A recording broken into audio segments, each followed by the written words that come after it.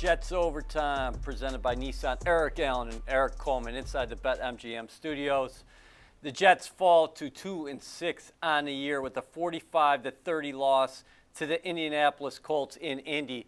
Eric, I'll tell you what, if you are a fan of good defensive football, tonight was not your game. These two teams combined for nearly 1,000 yards of total offense. Oh, yeah, that's embarrassing. As a defensive back, you hate to see games like this where, teams are just moving down the field at will. Obviously, the Jets had struggles stopping the run today. They gave up about 8.6 yards per carry against the Colts. That's unacceptable as a defense. And then on the other side, the Jets at the end of the game, they started to pick things up. Josh Johnson stepped up and played a big role and had a great showing today, but it just wasn't enough to beat the Colts. Okay, as we bring in our friend Anthony back, Josh Johnson did throw for 317 yards and 3 touchdowns. But, Anthony, we weren't supposed to be talking about Josh Johnson.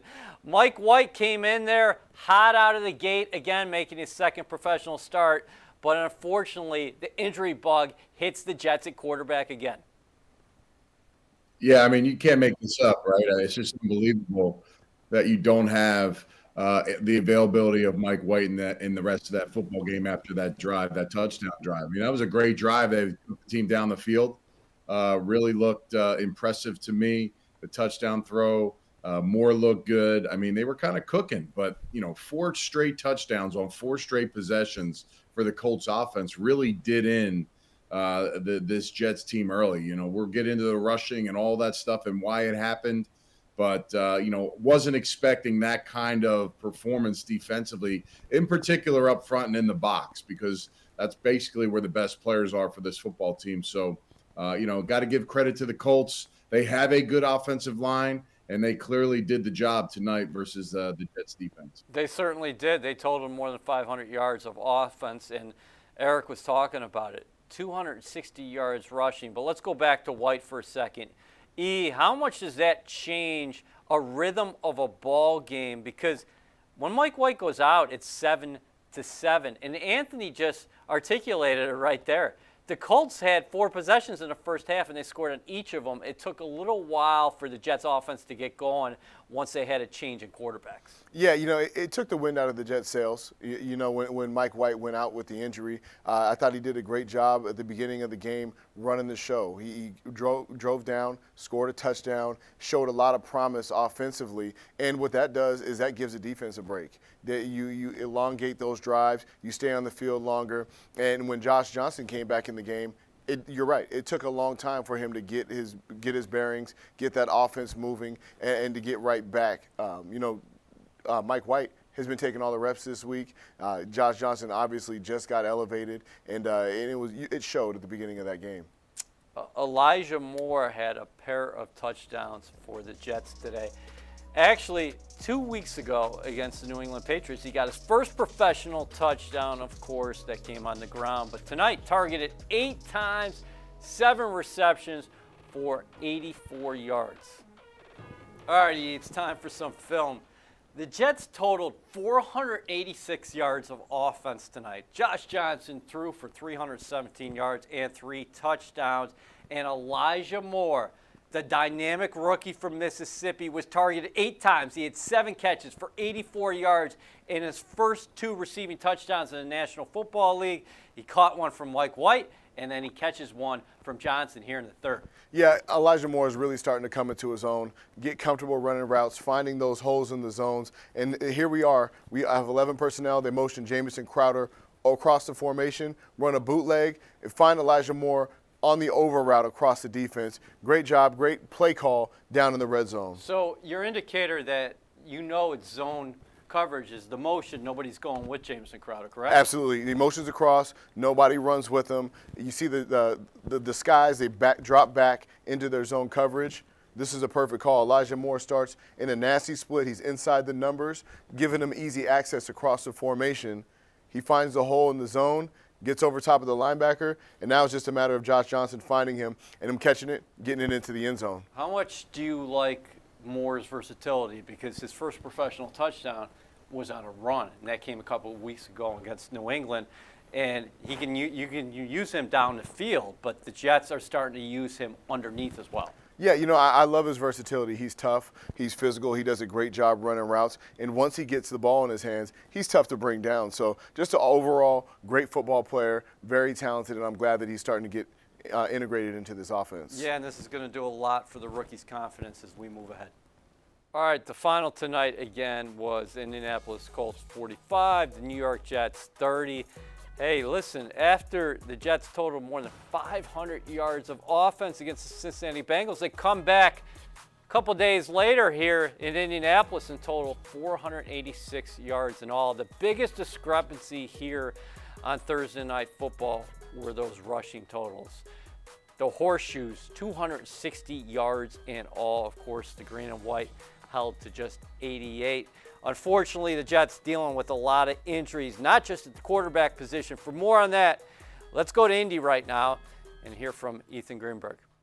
Thanks, EA. Let's start with Mike White, who hurt his forearm early in the game. And Robert Saleh said after this game that the forearm injury does not look to be severe, and it actually hopes it won't be long-term, to the point where he would be able to practice next week leading up to the game against the Bills. Obviously, we'll see what happens with the status of Zach Wilson entering next week's game, but something to keep an eye on is Mike White's right forearm. And then on the other end of the spectrum for the Jets, safety Marcus May walked off the field with what was called a calf injury. Robert Saleh said it's not looking good in terms of an Achilles injury for Marcus May, which would, of course, put him out for the remainder of the season, which would be a blow to the secondary. Saleh called him the settling force in a young secondary when you think about guys like Bryce Hall and Brandon Echols and Michael Carter II in the cornerbacks room alongside Ashton Davis in the back. And then additionally, Tyler Croft was ruled out with a chest injury, and that's all the injuries from here at Lucas Oil Stadium.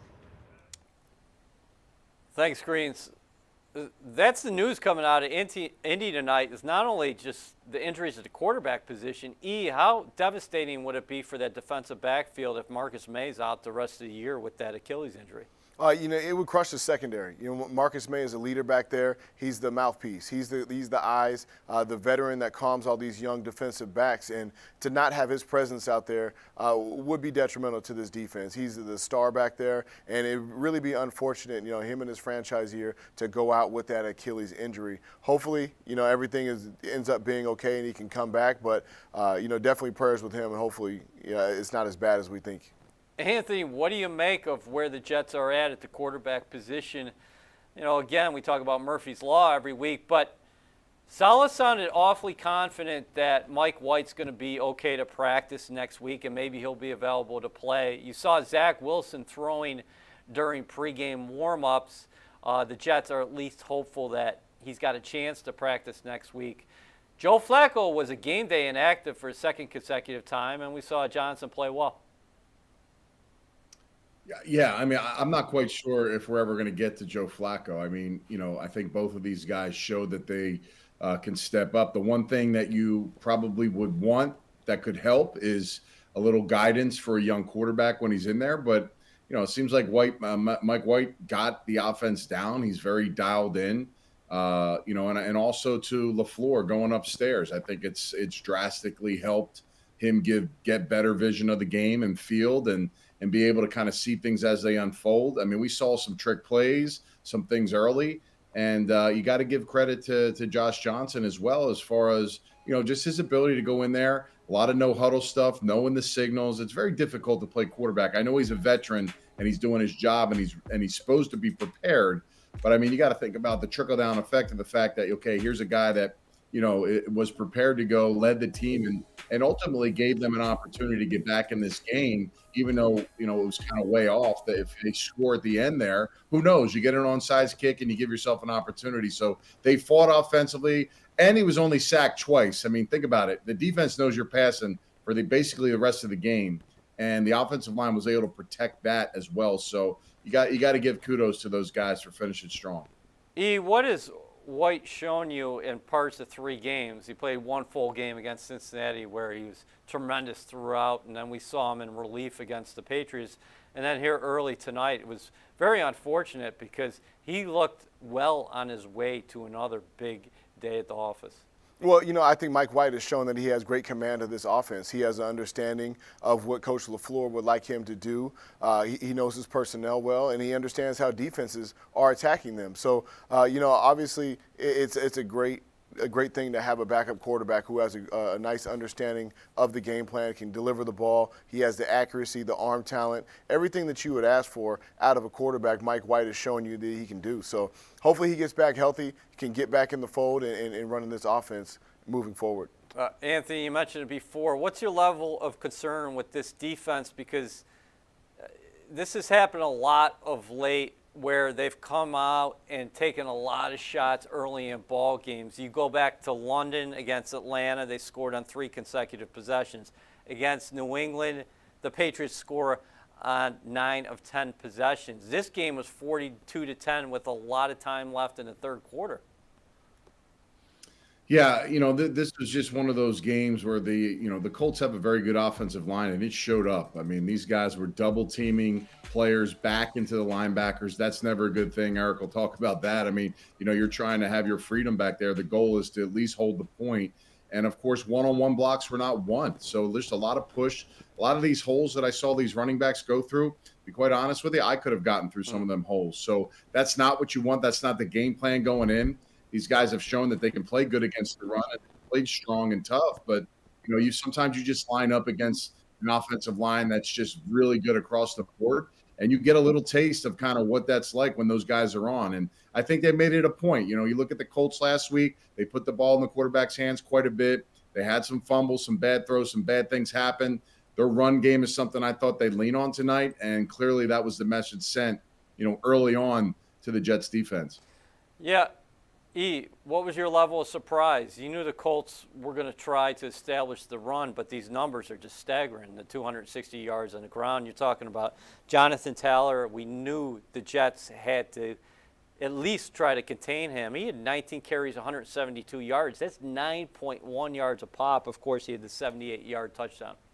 Yeah, I was disappointed in all 3 levels. The defensive line, they weren't getting the penetration. They weren't knocking the offensive line off the ball like they typically do. And then when you get to the second level, that offensive line was able to get back to the linebackers. They were taking poor angles. And then when I watched the safeties play, they were hesitant coming up to fill gaps. They took bad entry angles, and that counts as a missed tackle, but without even touching the running back. By taking a bad angle, you don't give yourself the proper opportunity to make that play, and that led to a lot of big plays today, which is very disappointing as a safety. Let's flip it to the other side of the ledger. 11 Jets targets. Here was Jets wide receiver Elijah Moore. Elijah, what was the difference in the offense between the first and second half in your eyes? I just felt like it was mindset. We go and we make corrections, and we go out there, we plan to fix them. So I think that's what we did, is just we didn't get to fix it quick enough. Obviously, no one wants to lose. You had a good game. You scored twice. Can you take us through the 2 plays, what you saw on both of them? Just open opportunity. It's like they always say it in our meetings, it's just us versus us. If we do what we got to do, a lot of points will be scored. So we don't really got to worry about anything else. Do you feel like you're getting more comfortable in this offense, and that's shown on the field this past 2 weeks? Of course, I feel like the more opportunity comes my way, and the more games I play, the more comfortable I feel. How do you put this game behind you and then move on, turn the chapter to next week? Watch the film, you keep it pushing. You go over correction, you see what you did wrong, you see how you could do better. You write it down, you do whatever you got to do, and you keep it pushing. Last question. What was the overall messaging from the veterans in that locker room and from the coaches? Stuff like that can't continue to keep happening. Some definitely got to change. I feel like it all starts with your mindset. But I'm really not worried. I love the group of guys that's in the locker room. I love the coaches and everything. I know things will flip. It's gonna take time. Awesome, Elijah. Appreciate the time. Thank you. Thank you. That is the magic of production. What I was going to say there was 10 pass catchers got footballs against the Cincinnati Bengals. 11 targets had receptions against the Indianapolis Colts, and that was the guy who led the way, Elijah Moore. You like what you're seeing out of him? I really do. Elijah Moore is coming into his own. He's getting a great understanding of how defenses are playing him, how to play at this next level. He's getting open, he's making plays, and it's really exciting to see this just a young star develop right in front of your eyes. Anthony, what's the challenge for Robert Saleh and his staff ahead? Because offensively you're juggling quarterbacks, but you're moving the football and you're scoring points. It's just sticking out right now, the problems you're having defensively. Yeah, well, if you look at this team kind of break down the season, the defense kind of held the glue together when the offense was struggling. Now it seems like it's, kind of weaning on the defense a little bit. They're kind of getting pushed around a little bit, not quite getting what they want to get done up front. And of course, some of those key injuries now are starting to show up, where the offense, on the other hand, has really started to pick up some steam. And it really looks like it doesn't matter who's playing at quarterback, because the calls and the way and the scheme that's going on is really working. I think it's good to see young players like Elijah Moore really look like a veteran player out there. The kid is smooth. He's impressive. He gets open. I love his route running, man. I actually tweeted during the game, he had an in cut that he kind of came downhill a little bit friendly, which means he was kind of keeping that angle straight towards, even almost towards the quarterback. And I tagged T Holt on it, because Torrey Holt was a guy that was one of the greatest receivers at doing that when I played with him with the Rams. And he actually tweeted the same exact thing. So those are things that show up that are next level that you don't see young players do. It takes time to learn how to do those things, especially when, you're in the game. It's the flow of the game. Your routes aren't as crisp. This kid understands the game very well, and he's very well polished for a young player at the receiver position. Yeah, I'm very encouraged by what you're seeing from the Jets receivers. And this is minus Corey Davis, mind you. Corey Davis has missed the last 2 games. Keelan Cole, Eric, what did you think about him tonight? 5 catches, 66 yards. I thought he did a great job of catching some balls as well. His in cuts, he made some a nice sideline catch. Keelan Cole is a guy who, when he came from Jacksonville, he was a big playmaker. He can go catch the deep ball, make the difficult catch. But he's showing that he's a great route runner as well. He can find the holes in the zones. He can beat one-on-one coverage and make those positive catches. So, it's great to see a plethora of receivers.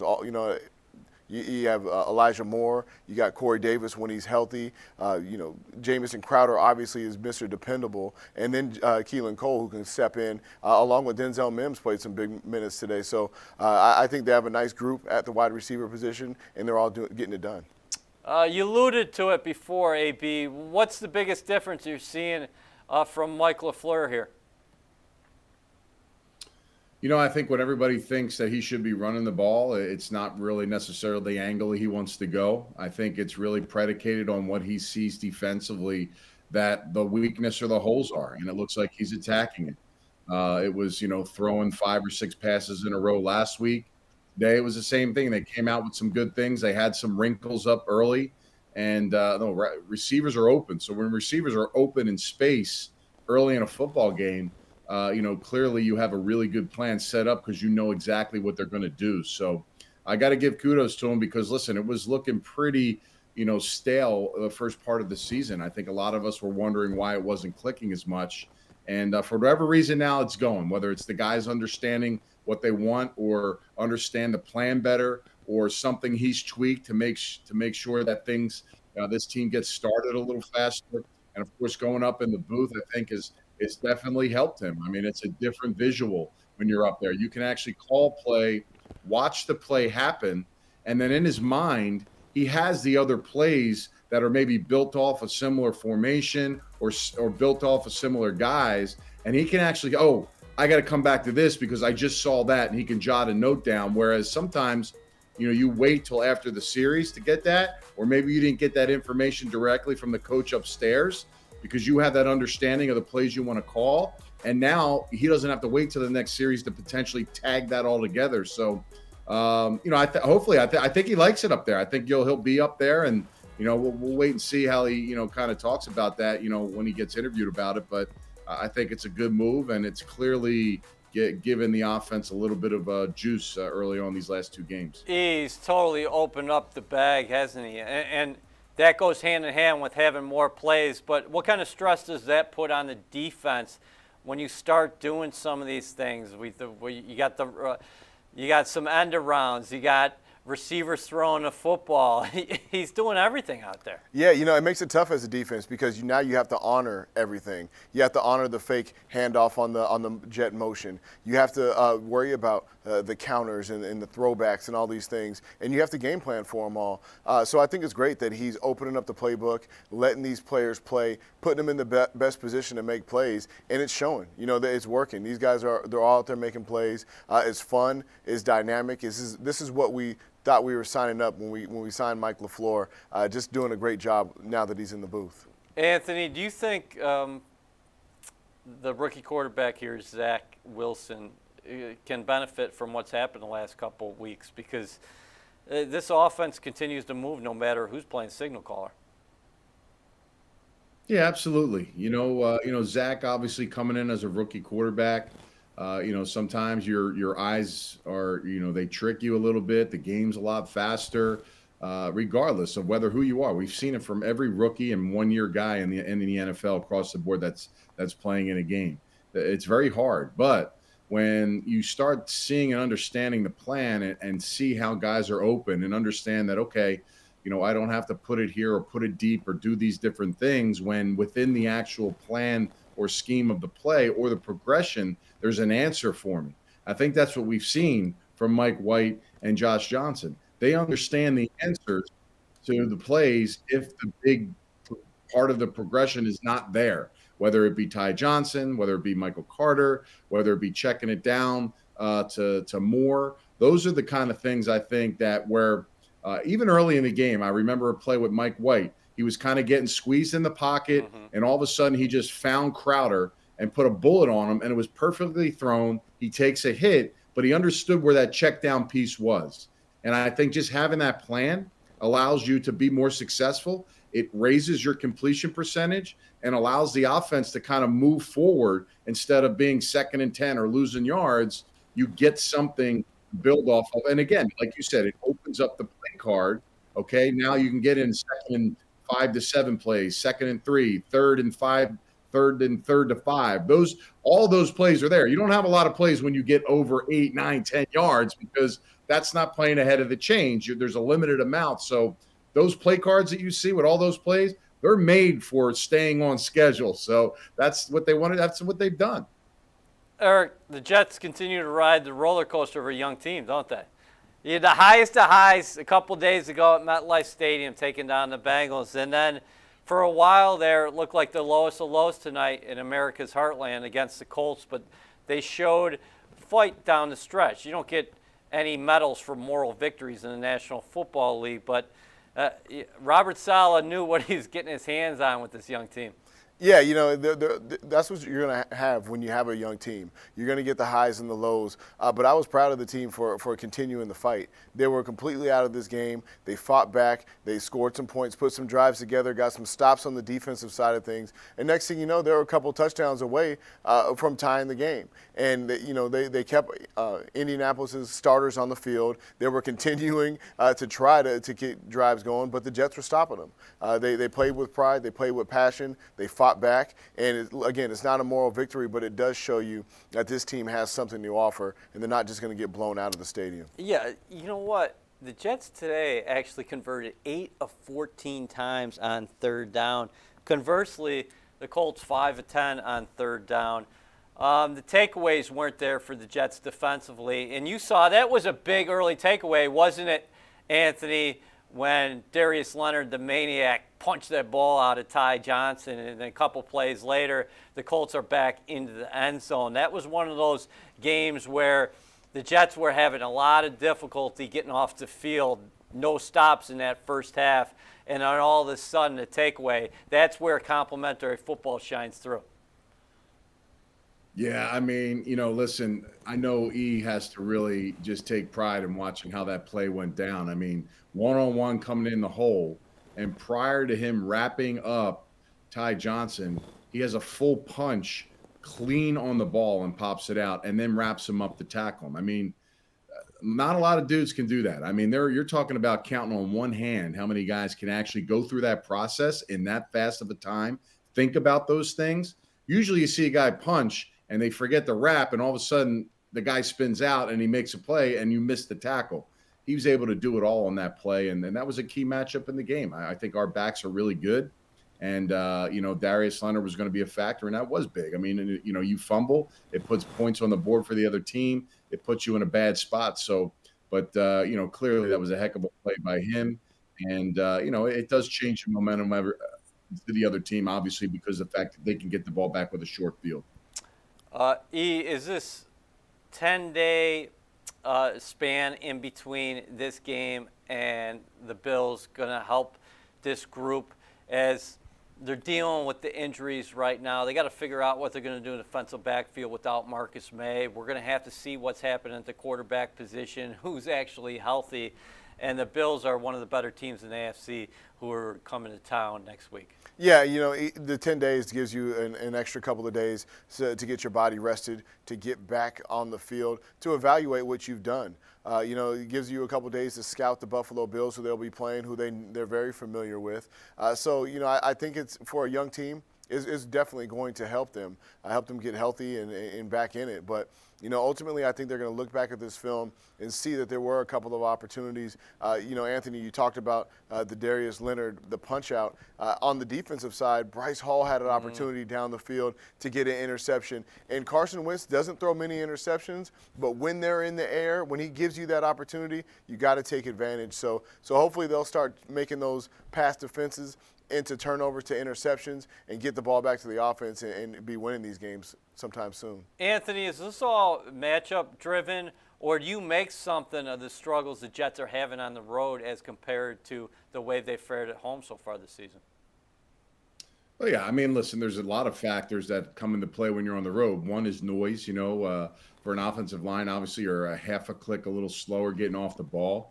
But from a defensive standpoint, it really shouldn't be an issue, right? Because you're watching the football just like you are at home, and you're making your move and going off and doing your assignments. You watch Robert Saleh in this game, and when they showed him on TV, he was thoroughly disappointed. You could see the anger in his body language. It's pretty much the same throughout the game. Even though the offense had done well and they did some things and sparked the team, he's a defensive guy, man. That's all he wants, is to see the defense and make sure they perform and they hold the fort down. And that's not the effort that he's preaching or selling, at least to us, and what he's selling to the team as far as what he wants that product to be. So I think he's really disappointed there. The days are going to be rough. It's a long time off to think about it. And you're right. They do have a really good team that they have to play now. And the problem is the quarterback, not only has he got a great arm and he's playing at the very highest level of any quarterback in the league, he can move and he can run and he can use his legs. And we've seen in the couple of years that he's played up there, when he's played the Jets, that's been a big problem. And you tack on the injuries now and some of the things that's playing into the fold defensively, it's going to be a huge challenge for them to be in a game like this and to go 4 quarters with this type of style of offense. Anthony, great stuff as always. We'll check in with you next week. Eric, as we conclude here tonight, final thoughts. The Jets wanted to ride that momentum. They got punched in the face today. They got to find some defensive answers over the weekend as they head into Bills week. And that safety spot with Marcus May potentially out for the season, that could be a very tough blow.